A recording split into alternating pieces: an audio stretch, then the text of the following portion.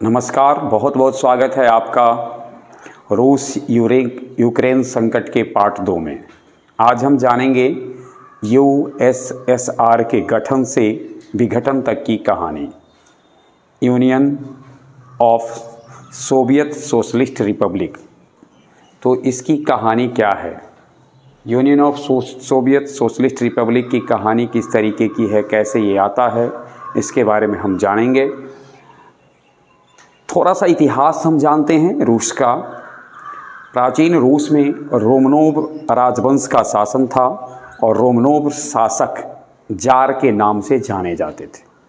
1905 ईस्वी की घटना से शुरू करते हैं। उससे थोड़ा पहले इतना जान ले हम कि Russian democratic socialist Republican party का गठन प्लेखानोव ने किया था और प्लेखानोव की यह पार्टी 19वीं शताब्दी के अंतिम दशक आते आते विघटित हो गई।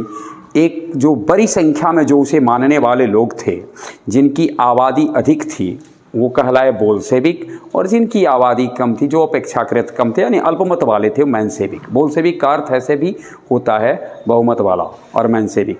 तो इस प्रकार से जो रशियन सोशलिस्ट डेमोक्रेटिक पार्टी थी, उसका 2 पार्ट्स में विघटन हो गया, बोल्शेविक में, मेंशेविक में। 1905 ईस्वी रूस के इतिहास का खास वर्ष था, जब जापान के आक्रमण रूस पर होते हैं, रूस की पराजय होती है, और यह रूस के मान के लिए बहुत ही, समझिए कि मान के लिए बहुत बेकार सा था। रूस के मान को ठेस पहुंचता है एक एशियाई देश के द्वारा एक यूरोपियन देश को पराजित कर देना।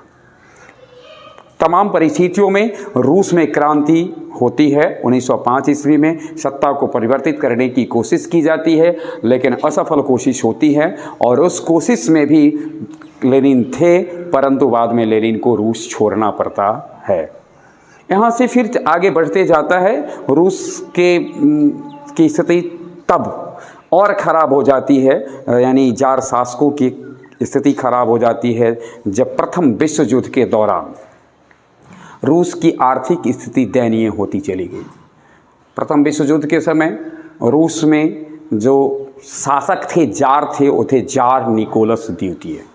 जार निकोलस द्वितीय की जारशाही के अगेंस्ट में 1917 ईस्वी आते आते, जब प्रथम विश्व युद्ध चल ही रहा था, तो मार्च में क्रांति होती है, और मार्च में हुई क्रांति से जारशाही का अंत हो जाता है। वहाँ सत्ता पर मेंशेविक बैठते हैं।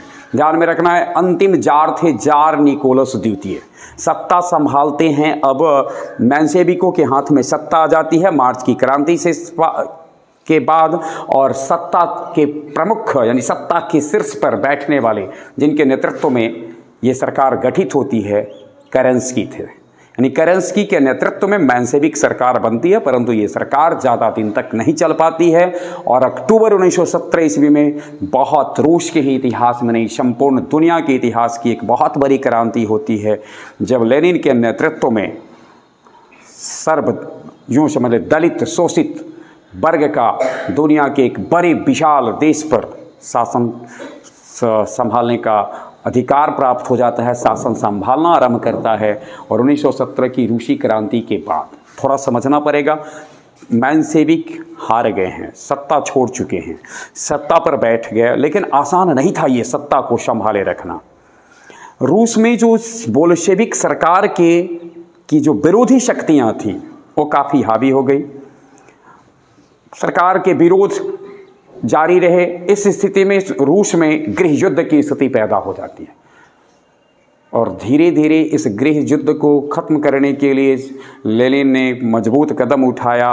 अपने रक्षा मंत्री त्राटस्की के सहयोग से लाल सेना का गठन किया गया, और लाल सेना ने अगले 4-5 वर्षों में रूस में विद्रोहियों का दमन किया। साथ साथ जो विद्रोहियों को जो विदेशी मदद कर रहे थे, उनको भी अपने देश से खदेड़ कर बाहर कर दिया। इस प्रकार से 1922 ईस्वी आते आते लेनिन के नेतृत्व में 15 देशों का एक यूनियन बनता है, जिसे हम यूएसएसआर कहते हैं।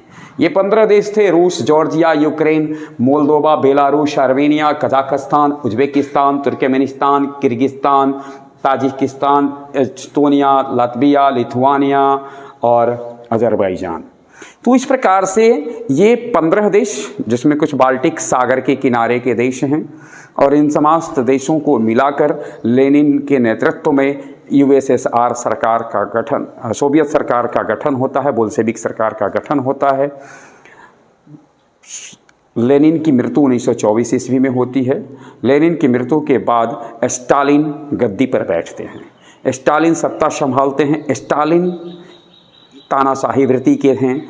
स्टालिन ने सत्ता संभालते ही जो लेनिन की सोच थी, उन्होंने सोवियत सरकार को गणराज्य के रूप में, यानी एक गणतंत्रात्मक सरकार के रूप में गठित करने की सोची थी। लेकिन स्टालिन ने इस सोच के विपरीत कार्य किया और सोवियत रूस में केवल एक राजनीतिक पार्टी, कम्युनिस्ट पार्टी के अलावा किसी राजनीतिक पार्टी की व्यवस्था नहीं हो सकती है, ऐसा उन्होंने निर्णय ले लिया। कालांतर में सोवियत रूस की स्थिति काफ़ी मजबूत हुई। 1933 ईस्वी तक अमेरिका ने रूस की सोवियत रूस की जो ये बोल्शेविक सरकार थी, उसको मान्यता नहीं दिया था।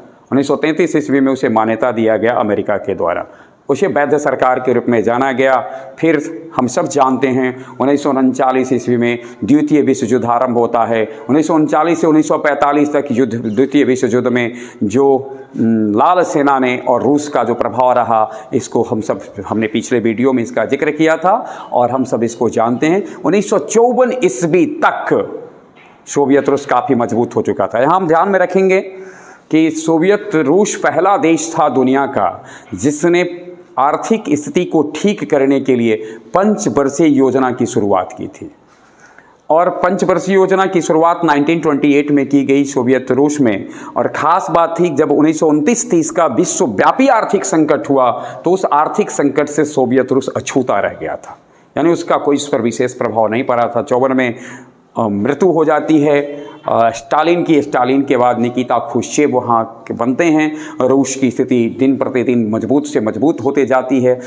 दुनिया उस समय शीत युद्ध का दौर था और शीत युद्ध की स्थिति में अमेरिका की नेतृत्व वाली जो पूंजीवादी शक्ति थी, उसको कमज़ोर करने के लिए रूस ने सामरिक क्षेत्र के साथ साथ तकनीक विज्ञान के क्षेत्र में काफ़ी मजबूती से कदम बढ़ाया और काफ़ी मजबूत हुआ भी। हम सब जानते हैं अंतरिक्ष में कदम रखने वाले पहले व्यक्ति जो 1961 ईस्वी में यूरी गागरिन थे, वो भी सोवियत रूस से ही रिश्ता रखते थे। तो इस प्रकार से काफ़ी तरक्की होती है रूस की। निकिता खुश्चेव के बाद ब्रेजनेव बनते हैं। ब्रेजनेव के समय में एक नया संविधान वहाँ गठित होता है और उसके बाद 1982 में उनकी मृत्यु होती है। फिर यूरी आंद्रोपोव बनते हैं। 1984 में उनकी मृत्यु हो जाती है। मिखाइल गोर्बाचोव उसके बाद पहले तो कम्युनिस्ट पार्टी के महासचिव बनते हैं और महासचिव बनने के बाद वो सोवियत रूस के राष्ट्रपति भी बनते हैं। और ख़ास बात यहाँ है कि 1982 के में ही यूक्रेन जहाँ आज संकट व्याप्त है और सोवियत आज रूस से लड़ रहा है, संघर्ष कर रहा है, उन दिनों एक ही देश में होता था। यूक्रेन के चेरनोबिल परमाणु संयंत्र में दुर्घटना घटित हुई थी, बहुत बड़ी क्षति पहुंची थी। और यूक्रेन की जब हम चर्चा करते हैं तो यूक्रेन खाद्यान्न दृष्टिकोण से सोवियत रूस का बहुत ही बड़ा ऐसा भाग था जो सोवियत रूस की काफ़ी मदद करता था। वह खाद्यान्न उत्पादन के दृष्टिकोण से, खासकर गेहूं उत्पादन के दृष्टिकोण से विशेष स्थान यूक्रेन का था। गोर्बाचोव के राष्ट्रपति बनने के बाद इन्होंने ग्लासनोस्त और पेरेस्ट्रोइका, ये जो दो नीति, उदारीकरण और खुलेपन की नीति दी। रूस की स्थिति कुछ उस प्रकार से नहीं रही, शीत युद्ध से कमज़ोर होता गया और 1991 में 25 दिसंबर 1991 को क्रीमिया में छुट्टी मनाने के लिए जाते हैं मिखाइल गोर्बाचोव, जहां षड्यंत्रकारी शक्ति ने मिखाइल गोर्बाचोव, उनके साथ साथ रक्षा मंत्री और भी इनके सहयोगी मंत्रियों को किडनैप कर लिया जाता है। और अगले ही दिन 26 दिसंबर को 1991 को ये मान लिया जाता है कि रूस अब सोवियत जैसा कोई शब्द नहीं रह गया है, सोवियत रूस विघटित हो गया है। तो 25 दिसंबर को, यानी पीछे से जो स्थिति आ रही थी उदारीकरण और खुलेपन से, और यूँ समझ लें कि लेनिन की जो दमनकारी नीति रही से दमन, ये तो दबे जरूर रहे लेकिन अंदर से ही अंदर उसकी तैयारी चल रही थी। जो ही एक अनुकूल अवसर आया, सबने अपने आप को स्वतंत्र घोषित करना शुरू किया। बाल्टिक सागर के किनारे के स्थित राज्य अलग हो गए और धीरे धीरे सारे एक एक करके अलग हो गए। रूस एक अलग शक्ति बन करके रह गया। खास बात है, उस समय पुतिन क्या थे? पुतिन उन दिनों जब रूस के समय ये घटना घटित हुई थी, यूएसएसआर के विघटित होने की प्रक्रिया यानी घटना का वर्ष था, उस समय वह यूएसएसआर के विशेष गुप्तचर इकाई के सदस्य थे, वो अधिकारी थे गुप्तचर विभाग के। इन्होंने ये देखा था और इन्होंने कभी भी इसको स्वीकारा नहीं।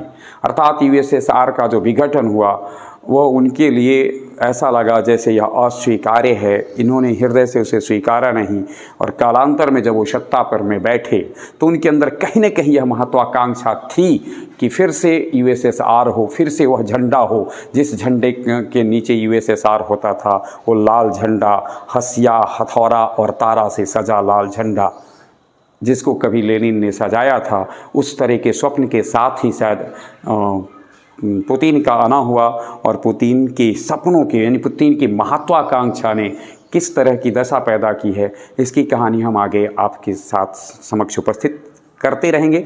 एक सुधार है जो पिछले वीडियो में हमने कहा था, भूलवश बोलने के दौरान राजधानी कीव के संदर्भ में कहा गया कि रूस की राजधानी, दरअसल यूक्रेन की राजधानी कीव है। हमारे साथ बने रहें। यूं ही रशिया यूक्रेन संकट के तीसरे खंड के साथ हम अगले वीडियो में उपस्थित होंगे। धन्यवाद।